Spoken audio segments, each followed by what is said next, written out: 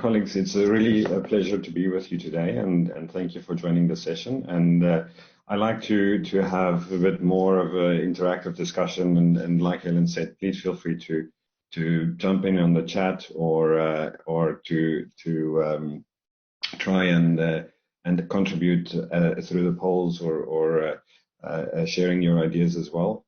We'd be happy to hear from you today. So yeah, today, just to kind of jump into it, I always like to start with a little bit of a funny, and I think a lot of people can relate to this at this point, right? Can't remember if I do work from home or if I live at work, because a lot of people are going through this working from home modalities where it can become a bit of a blurred lines between work and life at this time.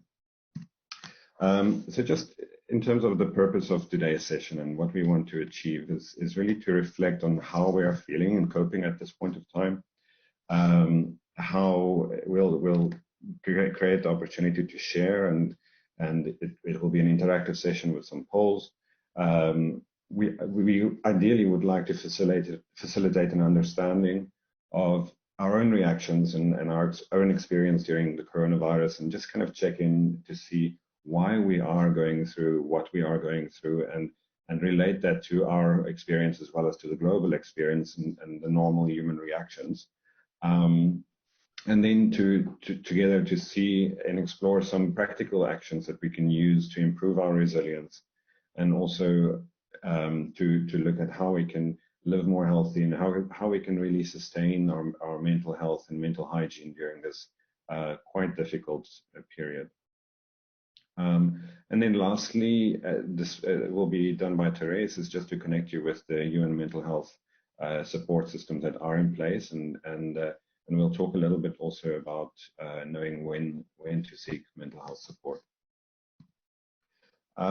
Just a kind of note that most of these slides are going to offer a thought that if you reflect on these thoughts within your teams or personally, it can hopefully spark some innovative or practical solutions to the current stressors that we are facing.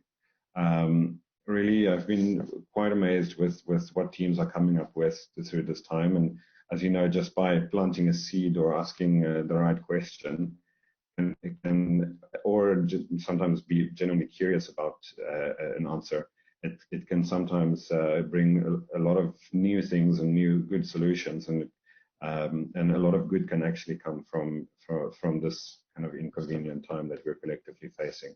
So make some notes if you feel like it. It will also be, like Helen said, be shared on the website for you to revisit. But if there's something personal that you would like to note down that you might be able to benefit from today's presentation, please feel free to do so. So with that just kind of acknowledging that a lot of people are feeling quite tired during this time, and that a lot of people are having difficulties. I mean, just reflecting on my personal experience working with our staff in UNICEF, who are obviously also human beings like all of you. We do see a lot of people struggling to balance work and personal life. We do see a lot of colleagues being a little bit exhausted, lack of energy, and really trying to stay positive. We do have a lot of colleagues who are also kind of trying to have a positive outlook, but sometimes finding it quite difficult, and feeling a bit overwhelmed during this time. But I want to just reflect on the current slide on this is an old psychological tool, but I find it quite useful to utilize this in my conversations, is that people experience a lot of change during this time, and the change, there was the initial shock and change of COVID, the global pandemic, and that had brought in a lot of different changes. The work from home modality was a big shock and change. There was new governmental measures, there was lockdowns, there was a lot of different things that happened, and that changed our normal life quite severely. And as this time continues, we do see a lot of new changes as well. So there might be some new measures in place within your country, or within your office, or within your family even.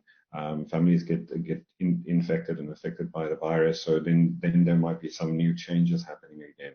So I just wanted to say that and acknowledge that people are at different stages on this change curve at any given point. And that's why it's so important that we respect each other and respect each other's personal experience during COVID. Sometimes people can be in the beginning part of this change, and they can really be shocked and overwhelmed with the current experience, or they can, and then usually we see people go into disbelief on what happened. It's not going to affect me. It's not going to affect my family. After a period of time where we are continuously faced with this change, we see a lot of people being a little bit more frustrated, a little bit more angry, and amongst our colleagues, we've also seen the short fusedness, some short emails being sent to each other, some interpersonal conflicts, and it's really it really does being kind of exposed to this for a longer period of time does bring about some more difficult emotions. We then also see, after a while, we see people really finding it difficult to sustain their energy. They become a bit more fatigued. We see people experiencing a little bit lower mood and a little bit overwhelmed with the current experience. And then usually after if people are able to self-regulate, or if people find the right support, whether from a mental health professional or whether from a manager or community support, they are usually able to bounce back and start experimenting with new situation, starting feeling a bit more positive, looking at new ways how we can incorporate this into our daily lives and what we can do to cope with the situation, and then we integrate it and feel kind of okay. But like I said in the beginning, is that people can either be in feeling a bit more positive phase, and then another shock comes in with another type of change measure that's put in place.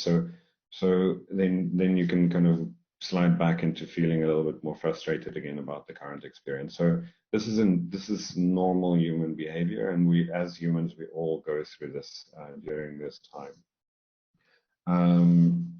With that all the changes and the uncertainty that comes of the global pandemic, we do experience higher levels of stress. And just a quick reminder to say that when we think about stress and well-being and our daily performance, usually we can tap into what are some of the triggers that we notice when we are a little bit more stressed. There are certain reactions, like physical signs, like I feel a little bit like my neck is a bit more tense, or I'm starting to get a headache, or some people have eye twitching, or feeling a little bit tight-chested, or tightness in the stomach. And this is very normal and normal physical stress reactions. There's also some emotional signs. Like I said, some people feel a little bit more agitated, a little bit more angry, frustrated.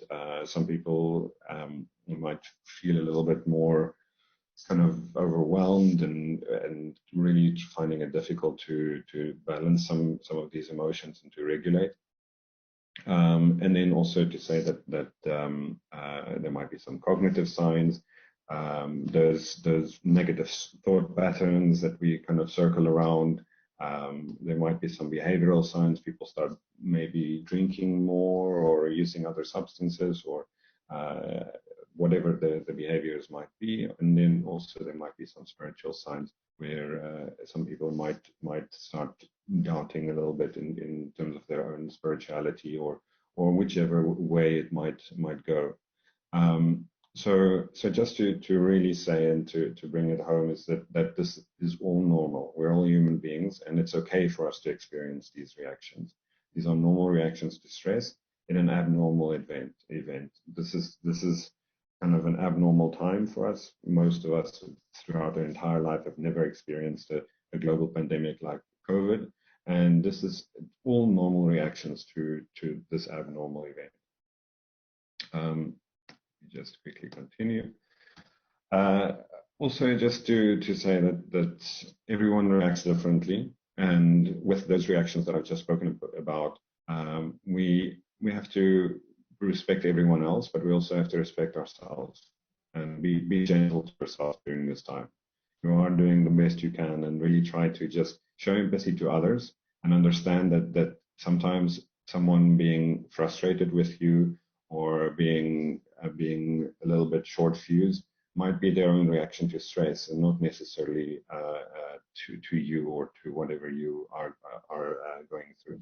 So be gentle to yourself and show empathy to yourself and to others. I want to talk and bring home a little bit about fear and anxiety, because with COVID and with global pandemic, there's a lot of fear and a lot of anxiety going around. And this is globally the emotions that is widespread at this point in time and has been for the last couple of months. And sometimes it's difficult to grasp what's and also if we do understand fear and anxiety and uncertainty a little bit better, we might be able to process them, and our brains might be able to relate to our experiences, and you might find healthy ways to deal with it. So just to talk a little bit about that, fear is usually a natural emotion, and it helps us protect us from danger. So if you see a snake, you're going to try and get away from a snake, and there's a spike in fear and adrenaline, and it kind of drives you to take the necessary precautions to keep yourself safe. So in COVID, to wash our hands is fear drives those type of precautions as well. But usually fear relates to an understood or unknown threat, and usually we are able then to put in measures in place, and we are able to overcome this fear, and then we are able to self-regulate and feel fine again. Anxiety usually comes from an unknown or poorly defined threat. So similarly to COVID, we don't know when the next person is going to be infected, how many people are going to be infected, when is one of my family members going to be infected, will I be able to see my family members if I'm not in the same duty station. There's a lot of uncertainty that goes around at this time, and that's why we really see a lot of people and a lot of colleagues as well experiencing anxiety. And anxiety can really be overwhelming, and sometimes it can lead to more serious responses such as panic attacks, and people feeling like the heart racing and feeling like my chest pains, and there's a lot of kind of physical reactions that comes with panic attacks as well. And that's something, if you are experiencing something like that I would really urge you to reach out to a mental health professional that can really help and guide you through these difficult times. So just to say that with anxiety and to reduce anxiety, it's really important to focus on simple and accurate information during this crisis, and really follow only the information channels that's accurate, that provides the kind of most simple information, and don't allow yourself to go on one of these loopholes of all the fake news and the conspiracy theories and these type of things, because it can really add to anxiety, because the uncertainty element in those medias is really quite high. When we think also about uncertainty and fear, humans have this wonderful ability to imagine the future, and we can imagine what's going to happen to us, and sometimes it's good because it keeps us safe, but sometimes it's really bad because a lot of people are imagining the worst, and our brains tend to kind of think about worst case scenario also at times. And when we do, especially in a life-threatening situation like COVID could be life-threatening, usually we activate, there's some bodily functions that happens as well. We activate our sympathetic nervous system, which kind of puts us in that fight or flight mode, which in turn also allows our body to release some cortisol and adrenaline, and yeah, so just very basically explaining what happens internally, so that we understand that we are a little, with all of this, we are a little bit more alert. We are a little bit more kind of feeling a bit more stress because of the cortisol levels that gets released, and we are feeling a little bit more overwhelmed during this time. This is a very common experience, but also with that, that level of alertness, we also see a lot of people finding it really difficult to disengage from work and to disengage from COVID and what's happening next. And that's when we do see people really kind of, even on the subconscious level, really become so over-focused on their work and information that leads to the next thing and to the next thing, that they really find it very difficult to disengage and do some pleasurable, fun activities. So you usually then find that people having the experience of waking up with their phone next to them and immediately scrolling down and checking what emails came in through the night, or at nighttime doing the same, and really finding it difficult to just switch off and disengage. Also over weekends, and then with that is people have very brilliant plans in terms of, I'm not going to send emails late at night, or I'm not going to do this because it affects my colleagues as well. But people find it very difficult to stick to that, and then we kind of jump in the trap again of crossing some of those boundaries, because on a subconscious level we feel a bit more alert, and we are a little bit more stressed and finding it more difficult to disengage. So knowing that there are processes happening within our brains, within our bodies, there are certain things that you can actually do that to disengage. And when you bring it to the forefront and saying that, okay, so actually my stress levels are higher, my adrenaline levels might be higher, but I can make a cognitive decision to actually do something and put in place one or two small things to help me kind of self-regulate a little bit. And we'll talk a little bit about that in one of the next slides. But before that, I just want to also kind of talk through the slide also in saying that with our normal, or any normal human being, have entrenched neurological pathways. And what that is that our brain wires in certain ways, and this is how we kind of continue thinking and in a normal everyday life. For example, our roles as a father or a colleague or whatever, we kind of become used to. These are our roles. This is what I must do, and our brains are wired in terms of our everyday life experience.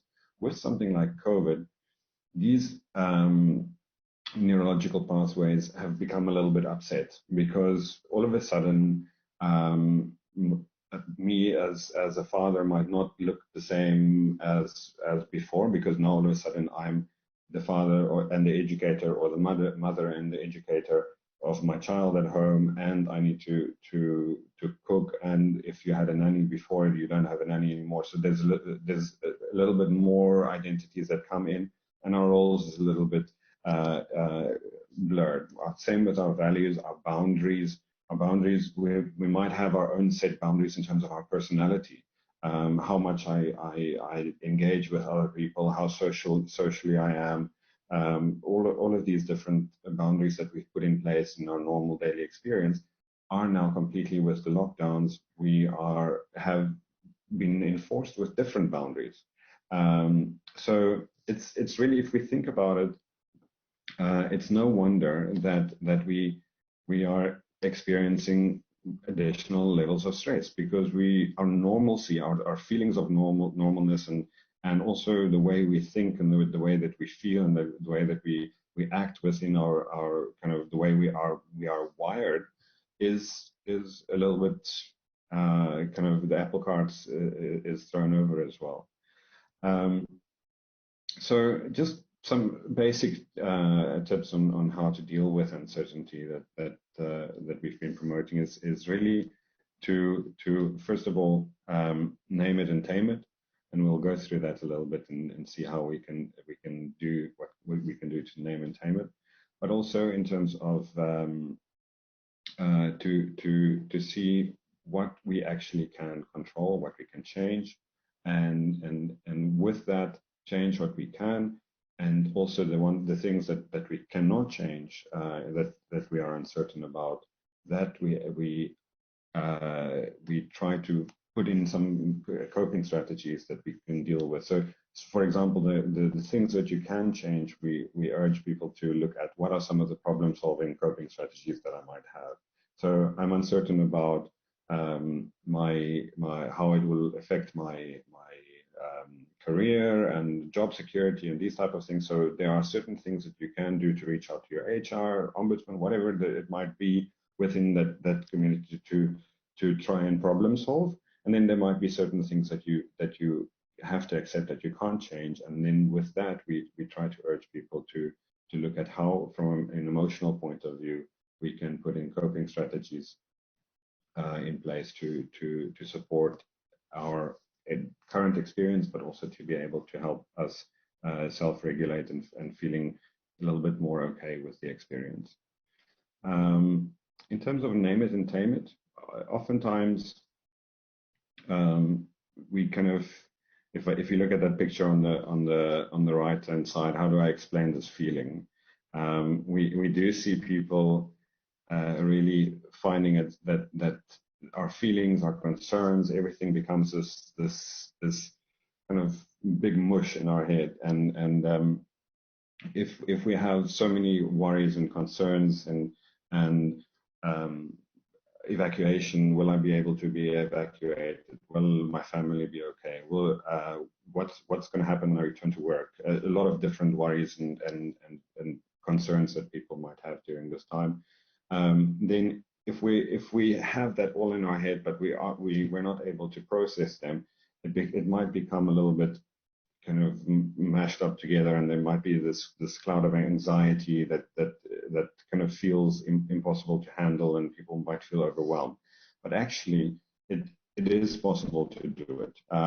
And I will talk in the next slide about how we can look at naming it and taming it. When we think about these concerns, we really like there might be a lot of them, and you might have shared one or two today, but there might be a lot of other concerns that kind of plays up in the back of your mind as well. And sometimes it's really important to kind of sit with them for a little bit and to reflect on what are the concerns that I'm really facing and what are my worries at this time, to be able to process them, and this will help us self-regulate to feeling a little bit more better and more at ease as well. So using something like a worry log is quite useful to kind of just check in with ourselves, and a worry window as well. But we also recommend to colleagues is to have like a slot where you take time to reflect on your concerns and your worries within your day. It could be daily, it could be weekly, however you want to do, but to cognitively make that effort to put down a slot where you are just really reflecting, and it can be journaling and writing down, or reflecting on what your current concerns are, and to be able to process what is happening with you. So when we think about these worries, we have to kind of, if we start writing down what is worrying us at this point in time, you are also allowing your thoughts to get out of your head, and you can give them some structure. So that's really important. And sometimes you also realize that and this is the second point, how likely is it that each of these worries or threats really will impact me? Some of these worries, then once you've written them down, you kind of reflect on them and you see, actually, they're not going to impact me that much, or it's so uncertain if they will impact me or not, I can actually cross them off my list of worries, and I shouldn't be worrying about them. So really just kind of narrowing it down and clearing it and giving it some body and so on. And also writing down also gives us that perspective, right? It actually helps us from a subconscious point of view get distance from these worries and be able to formulate them and knowing that they are somewhere and I can cognitively I can access them as well whenever I need them is quite useful. So that's why we really recommend to colleagues to journal, to write down some of these concerns that they have. And then also, when we look at this list of worries that we have, to really just kind of focus on what is in my control and what's out of my control as well. It's important to see that difference and to make that difference in terms of, so these are my worries that's out of my control. I need to put in place my emotion-focused coping strategies to be able to focus, to regulate and reduce the impact of what these worries have on my personal well-being by putting in coping strategies. And then these are the ones that I can actually control, and this is the ones I'm going to put my problems focused coping strategies in place, and seeing how I can utilize my support systems, whether it's within the organization, within our communities, within our families, to actually make progress with reducing those worries and put in some problem solving skills there. Just to talk a little bit about resilience as well, and if we think about human resilience, oftentimes people think that we're able to go on, we're able to continue, we're able to endure, and oftentimes people think that a colleague who is really just working late at night and every day and are able to continue for a long period of time is actually the most resilient person. Actually, it's not. And oftentimes we see those people really suffering, whether internally and silently or in the end physically as well, from symptoms of burnout. And it's really not healthy and not sustainable. So resilience really is the ability to engage and disengage. And really, if we think about it, being able to disengage from negative ways of working, like for example, in the beginning of lockdown, I found it quite overwhelming because I had so many. We were evacuated out of Somalia. I was still a UNICEF Somalia counselor at that time.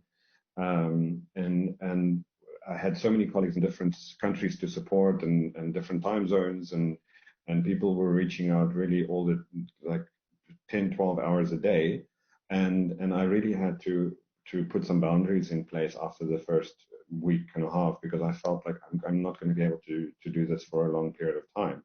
So I had to do some practical things like scheduling in a lunch break into my Outlook calendar and scheduling in some just breathing space to be able to sustain my efforts as well as a staff counselor.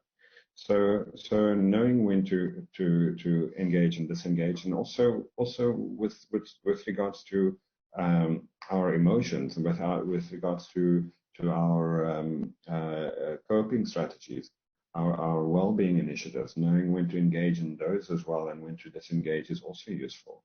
I always say to colleagues that during this time, it's important not to overdo anything. Yes, we want to overdo work, and there's a lot of work to be done. We need to find that balance. We shouldn't overdo well-being as well. You don't become a well-being guru during this time. It's also not healthy, because then you see people having that guilt of not being able to sustain their personal well-being, and then feel a little bit even more overwhelmed. So really try to just have a balance, put one or two small things in place that enhances your personal well-being, reduce your workload a little bit in practical ways that you can maybe engage with colleagues to hand over, or to put some boundaries in place, and really try and make a cognitive effort to have a little bit more of a balance, and knowing when to engage and when to disengage in all aspects of the current experience. Another thing that can help remain resilient during this time is our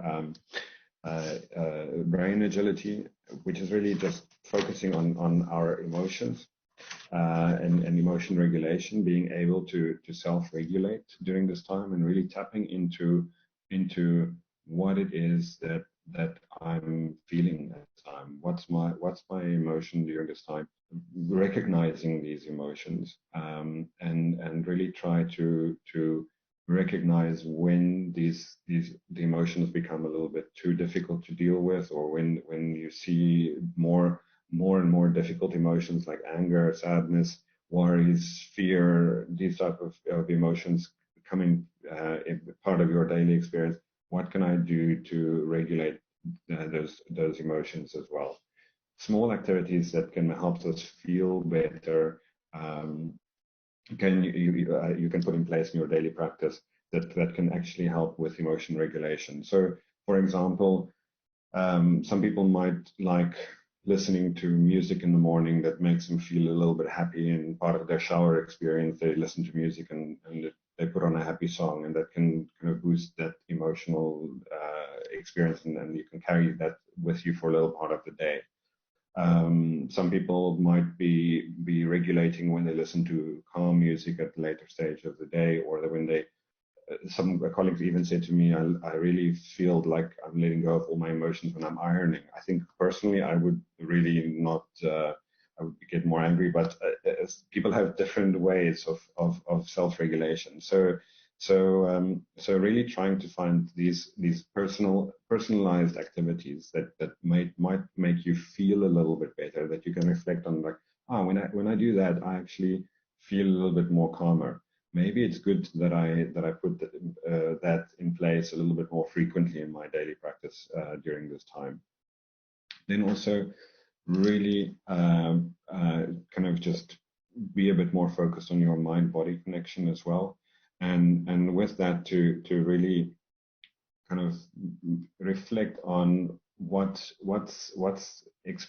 our kind of mental experience in terms of, for example, when I'm feeling physically tired, when my body is tired, I'm not really making good decisions, and I'm not really actually I'm not able to process and to be productive during this time. So really taking care of our body to be able to sustain our mental efforts as well is very important at this time.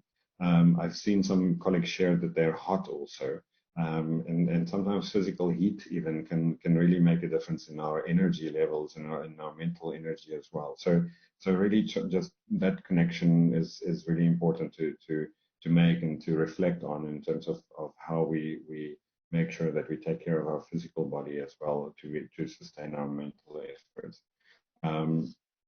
And then really just, like I've said, embedding some of these micro habits to deal with these emotions is to really just focus on one or two small things that you can change within your daily practice. It might be with sleep. Not checking your phone for half an hour before you sleep, or put on your headspace on your phone that takes 40 minutes to listen to before you fall asleep, or whatever it might be that you can do in a daily practice. Do a mindfulness activity during your lunch break, or there might be something that's personal to you that you might feel useful to take forward. And we'll talk about some of these practical tips in the next slide. To really just take one or two of these things to sustain them for a longer period of time. I've also seen with these tips that people, when we are faced with this prolonged experience of stress and like we've seen with the Kubler-Ross change curve, that people go back and forth in that as well.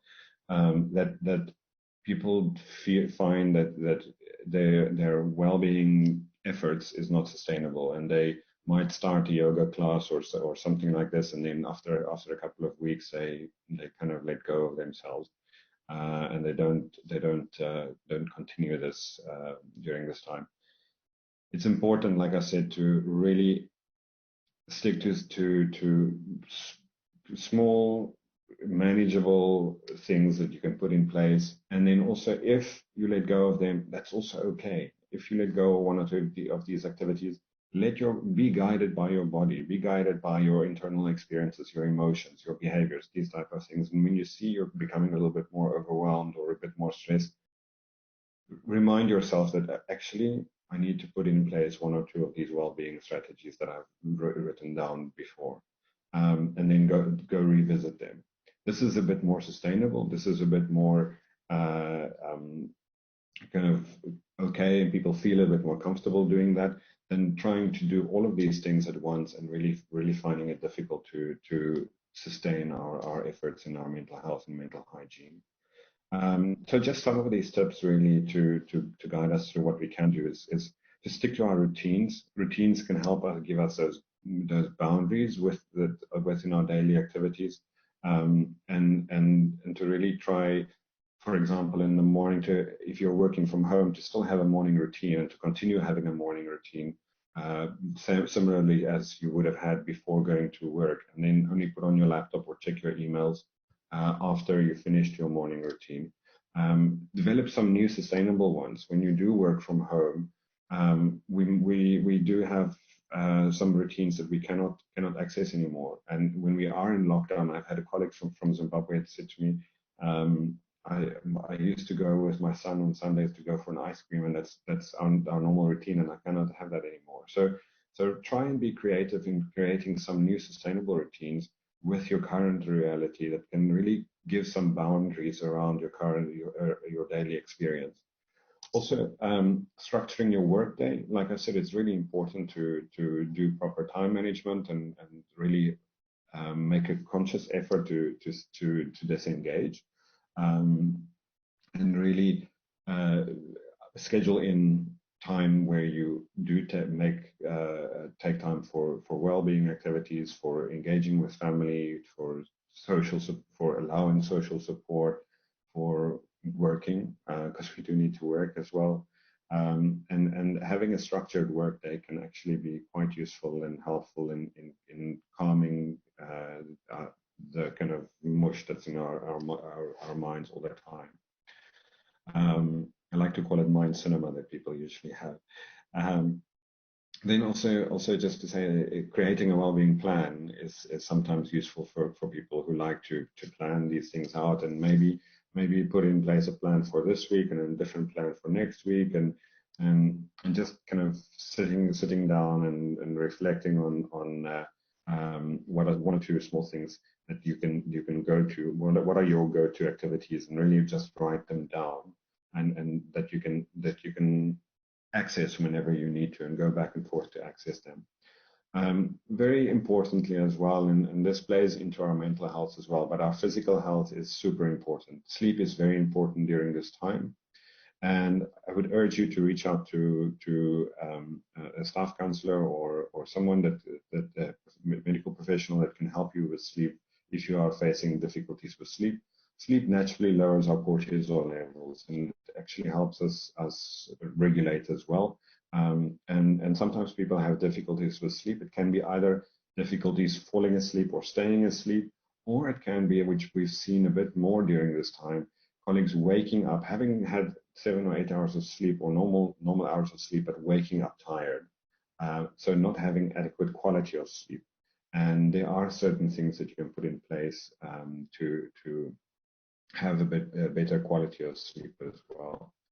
Nutrition and hydration is obviously important during this time. I know people often resort to comfort eating, And that's okay. Sometimes it is okay to have that bowl of ice cream, but really, like I said, balance. Balance is really important, and knowing when to disengage, even in those kind of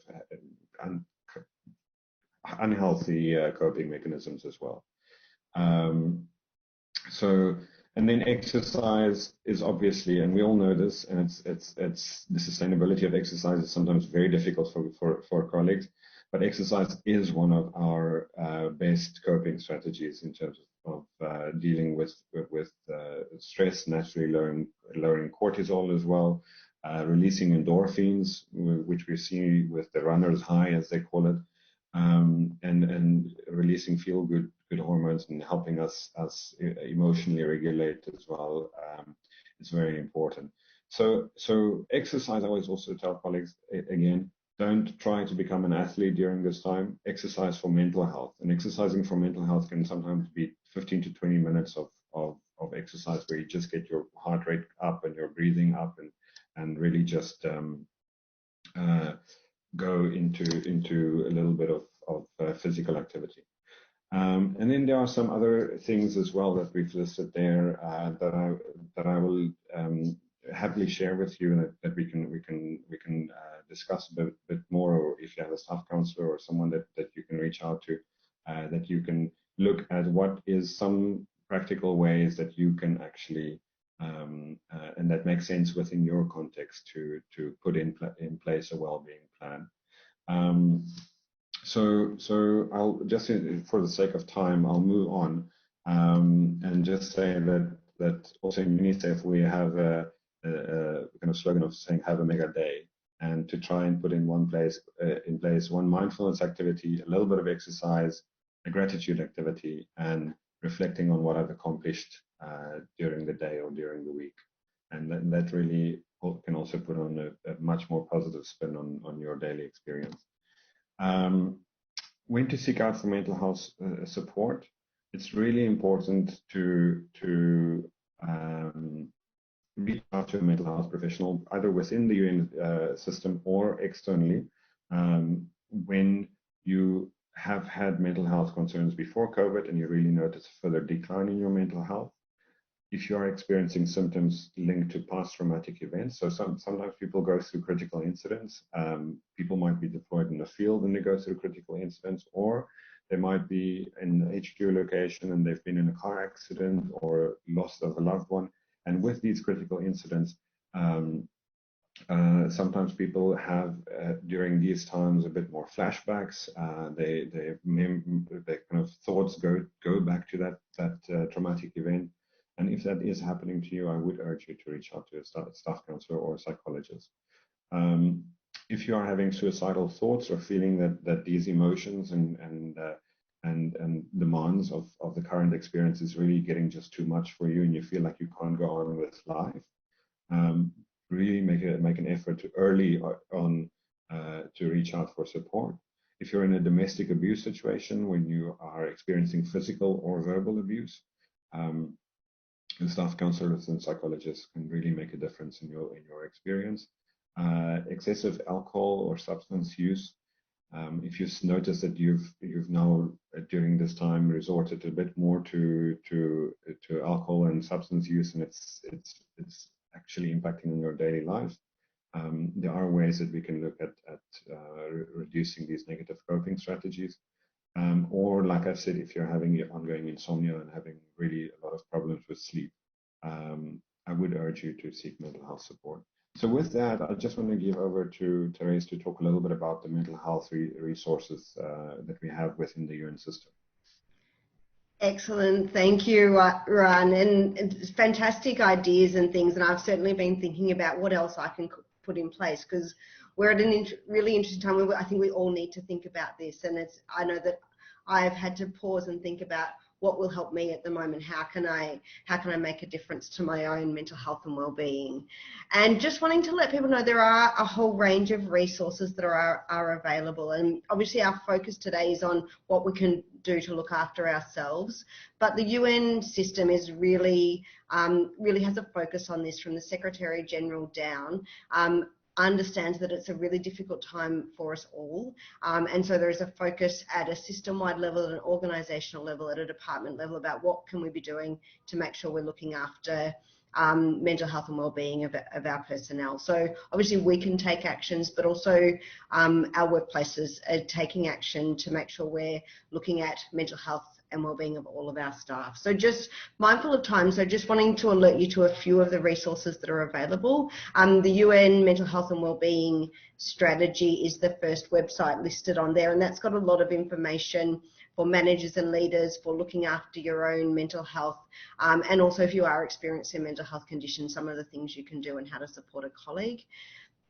The second website down there is from the coronavirus, as a link on the coronavirus UN website. There's a lot of information. There's documents that the Secretary General sent out around working from home, and also information for managers, because I've seen there's a few questions from managers there, so there's some advice there. And also if people have got ideas or if there's gaps in the information that's there, please do let us know, and we're constantly updating that. And just noting that Ruan mentioned domestic abuse, there's also a tab specifically around domestic abuse if you are needing support in that area. So I do encourage you to go in, have a look. There's a lot of amazing information that can be really helpful both for us as individuals, but also thinking about what can we do in our work environment and how can we make a difference for ourselves and for our teams. And the third link there is around accessing an internal UN Staff Counsellor. So obviously it's different depending on which organisation that you're working in, but there's links to all of the different UN organisations and where to go for help. So if that's what you're looking for, do click on that link. So thank you. Thanks, Therese. Colleagues, I know that it's 5 o'clock and we've said that this is 1 hour, but if there's a few questions, I'd be happy to stay on just a couple of more minutes to answer. And if you need to go, that's also okay. But if you would like to stay on for a couple of minutes for questions and answers, that's fine with me.